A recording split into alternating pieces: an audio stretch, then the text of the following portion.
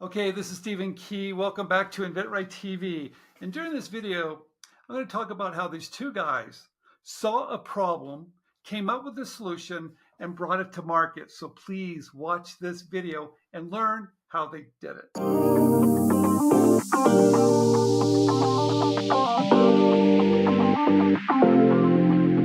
Okay, everybody, Stephen Key with inventRightTV, and I have a very special program today. And my guests, I have Matt and Mark, and they're going to talk about how they took an idea and they brought it to market, and you're going to learn all this great stuff today. So thank you guys for coming on inventRightTV. Thanks for having us. Thanks for having us, yeah. All right, let's start at the very beginning. I saw your product. I really like it. So you guys, you're kind of in construction, right? You're dealing with problems, and you saw this one particular problem. What was it, and what did you invent? Well, I guess to go back to the beginning, Matt and I both worked on the railway together, and he had a rental house actually right over there, and we started doing the rentals together and flipped this house almost. He turned it into a rental, and it was almost about a 7-week start to finish, and it went unbelievably smooth.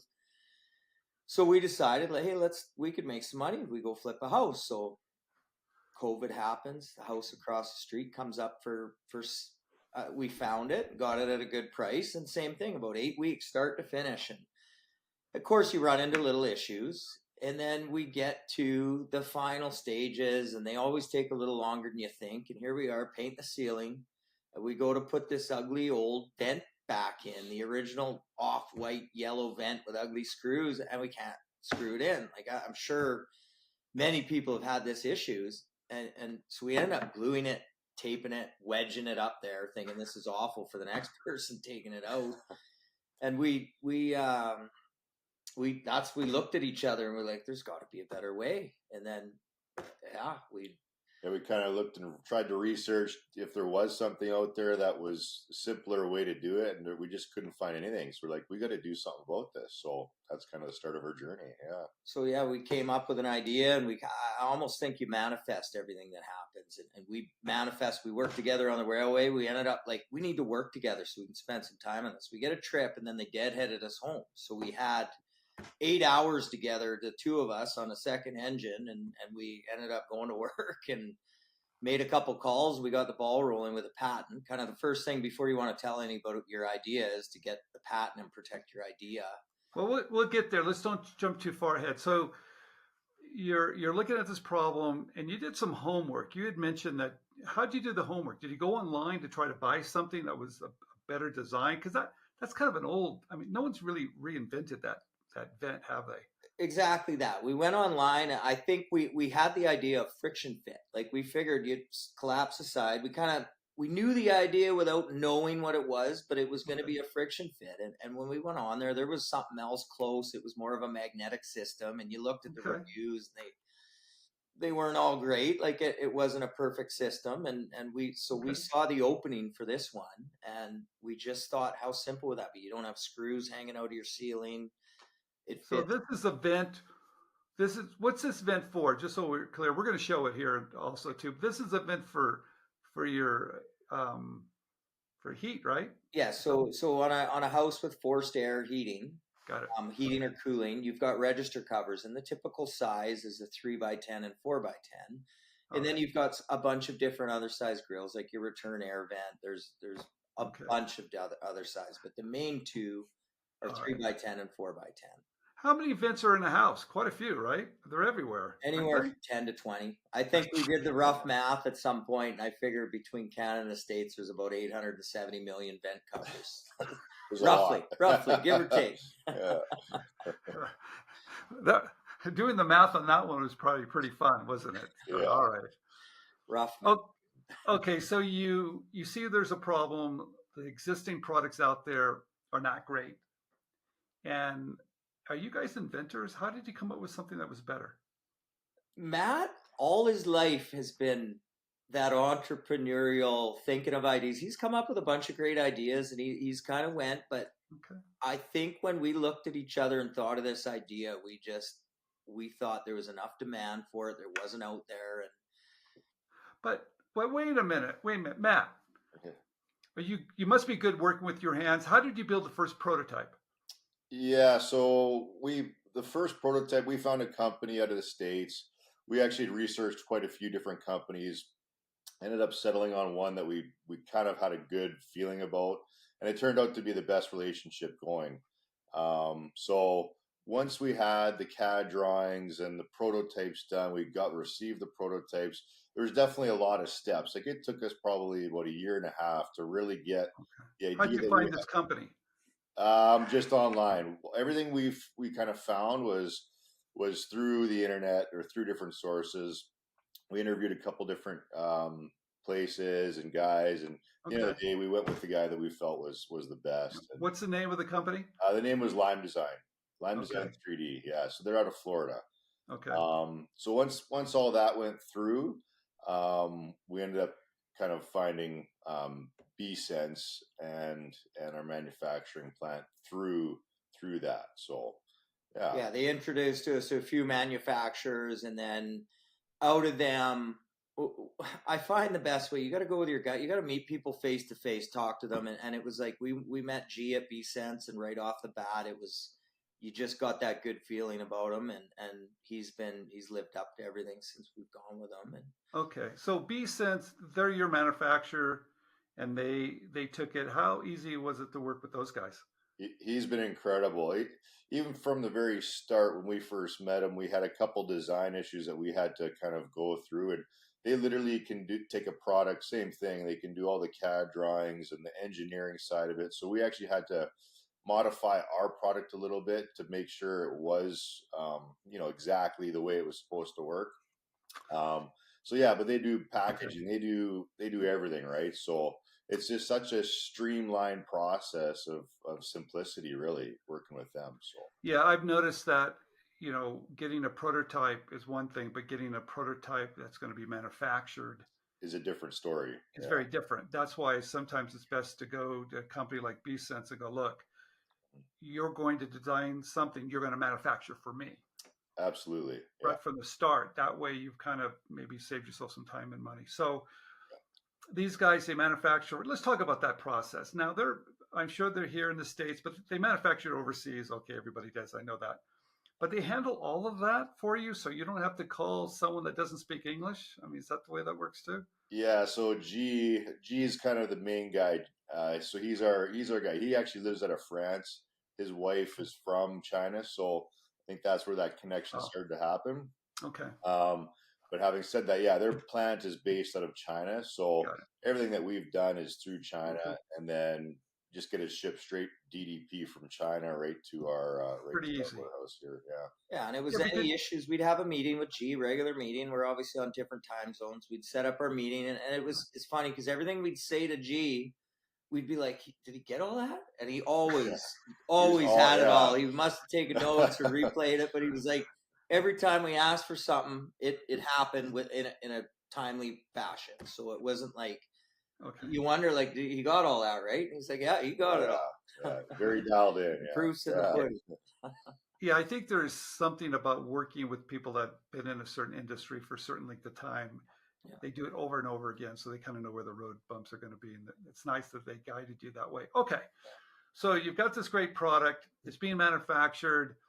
How do you sell it? I mean, how do you do that? And is that hard?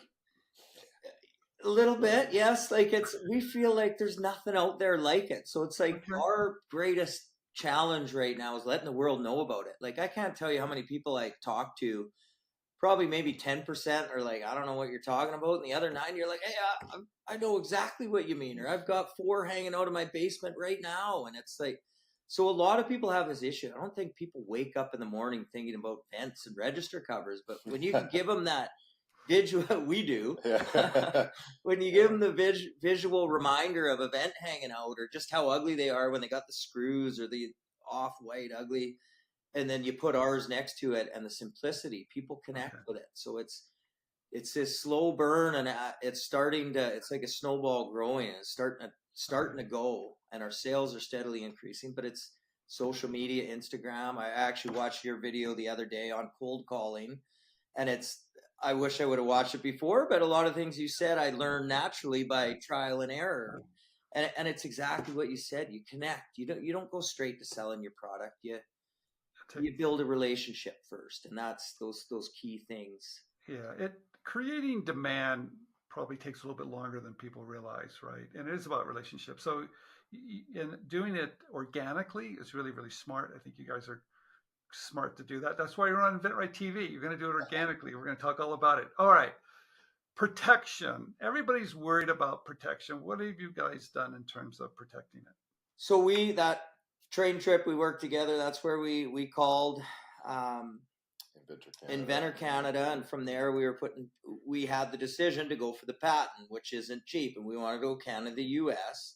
And it's like, okay, well, if we're in for that, we're in for the whole way. Like, it's like you're making that decision. You either jump or you don't. And we're like, let's go. Like, we're both commonsensical, I think, right? I'm not going to take a crazy risk and put my family at jeopardy, but it is a risk. Like, you're taking a leap of faith, believing in your idea, and it's not easy to bring it to life, but it happens and it's coming. And so we went in, we got the patent pending. I think it took about 6 months to get our patent pending. And as soon as we got that, that's when we went to the next level. Okay, now we need to get this 3D design. And that's where the two of us complement each other. He's got some skills that I don't have, and vice versa. And he went out, and the first person we were introduced to about to bring this to life we didn't get a good feeling about it. We didn't go that way, and we went with our gut and went with who Matt found down in Florida there, and it was just. Well, tell me, is it nerve-wracking, the whole process, a little bit? Keep you up? Absolutely. I think there's so many ups and downs. You can't even describe it, because one day something happens that's great, and the next day it's like, what are we doing here? Are we doing the right thing? Like, is this the journey for us? Right? And it's like you got to keep plugging through, right? So it's wild. Highs and lows. The highs and lows. Yeah. And then to have my wife supports me, obviously, but I'm sure there's times like, you know what you're doing? I'm like, yeah, babe, we're good. Let's talk a little bit about how much money does it take? Does it take more than what people realize? Absolutely. Yeah. And it's that's why it's like we were in to get the patent, we're in for it all. And first thing, I mean, you get your mold, and then you find your manufacturer, then you got to get your tooling, and then you got to produce them and ship them over, and everything takes time. And to be honest, the first ones that came over were just slightly off, and we were like, oh my gosh, what are we going to do here? And then that's where he stepped up again. He says, no problem, we'll get that fixed. He fixed them up, replaced those ones that weren't working, and that's what I mean. Partnering up with the right people is key. It just makes the world a difference when you got. Yeah, it does. There's always going to be little issues, and if you get the right people to help, no big deal. You just fix them. So, okay, interesting. You got the protection. You're selling it. Great product. What's next? Well, we've also got the trademark as well. So that was another step. There's been a lot of little steps and things that we've got now, but yeah. So it's just nice to be protected in certain ways, right? Where nobody can go and use our FitVents name now. We've got that. So that's good. What's next? I think keep selling. We've got a lot of good things coming down the pipeline. Like Smitty's excellent at cold calling and kind of making those calls. So that's one of our ways of getting it out there is through the stores like Home Hardwares. We've got a couple of RONAs, Timber Marts, and then focus on the online stuff as well, right? So you were just in Las Vegas. Yeah. We didn't see each other. I was there too for 1 day. Oh, no. Yeah, so we had gone into the Blue, or the Lowe's into the Blue program. Good. We went down and interviewed with Lowe's into the Blue, and they loved our product, and we're hoping to hear back from them shortly. Okay. There's that. We just auditioned for Dragon's Den, so we're hoping to hear back this week. But that's exciting. Auditioning with a lot of great ideas. Why the Dragon's Den but not Shark Tank? Is there a difference? Yeah, we're Canadian, so being Canadian, it's Dragon's Den's the Canadian version of Shark Tank. Oh, because I'd love to go on both, to be honest. Well, Dragon Den, I think it was the first, wasn't it? Even before Shark Tank, I think. Yeah, I think it was. Yeah, you have to be a U.S. citizen to do Shark Tank, and I think I didn't know that. Yeah, we looked into trying to do it, but it's not allowed. All right, so if I want to, where can I get it? Do I go to your website? We can have that down below. Where else can I get it? Is that the best place to buy it? For us, yes, best place. We're trying to push in the States to go to Amazon because we're in Amazon right now. We're just sending some boxes out actually tomorrow morning to Amazon. Okay. So in the States, we're hoping Amazon just for the shipping logistics. And then in Canada, you can either go right to our website. Right now, we're in about 20 home hardwares, a couple Ronas, a timber Mart, and we're hopefully growing daily. It's just, you got to hit the phone and get going. And we've got Canadian Tire. We're working on some things. We're working with some big box stores, and everything just takes time. When you start a product and you think, oh, we could sell this many to this many people, you think it's going to happen overnight. Nothing happens overnight. It's a process, and you keep on. Well, thank you for saying that too, because I think everybody gets in a little hurry here, and Yeah. it doesn't really work that way. You have to take good steps, find the right people to help you, and then work hard. Mhm. I think that's the formula here. So, hey, guys, Matt, Mark, thank you for coming on inventRightTV. Guys, this is a great product. I saw it. The video is wonderful. If you need it, buy it. Support these guys. And thank you for coming on inventRightTV. Well, thanks very much for having us. Yeah. Thank you so much.